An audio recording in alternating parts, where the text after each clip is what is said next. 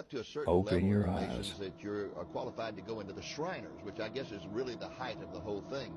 And then you talked about the distinctive headgear that they wear, the fez, and which we've seen all these at circuses, at parades. They come down the street on their motorcycles wearing their fez.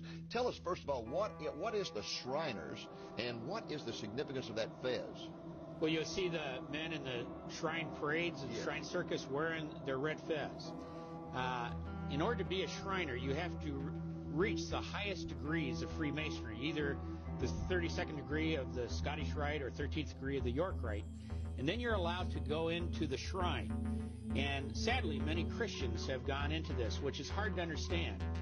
Because in order to be a Shriner, in the initiation, every Shriner takes a blood oath of allegiance to Allah as his God and Muhammad as his prophet. Now, are you kidding me? No.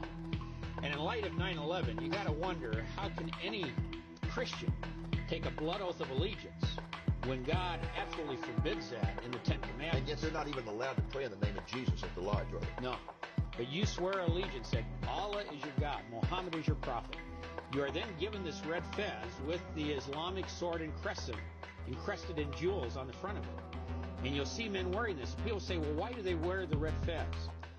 It is because if you study history, during the 7th and 8th century, as the Muslims swept across North Africa, they came to Fez, Morocco. And in Fez, Morocco, there was a large community of Christians. And Muhammad had ordered the slaughter of all the infidels, meaning Christians, who would not bow down to Allah and Muhammad as the prophet. And the Muslims went in with the Islamic sword, and there in Fez slaughtered thousands of Christians. And then they took their Fez hats, and they dipped it in the blood of Christians, glorying in the defeat of Christianity.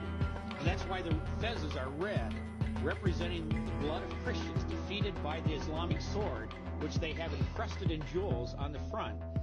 And there are Christians who walk around wearing this hat, and Dave, to be honest, it's an abomination in the eyes of God. Your political leaders are not only Masons, but some of them are secretly Muslim, and they've taken a blood oath to Allah as their one and only God, and Muhammad as his messenger. So they don't mind using their power and their influence to advance Islam's agenda. Islam has contributed a lot to America.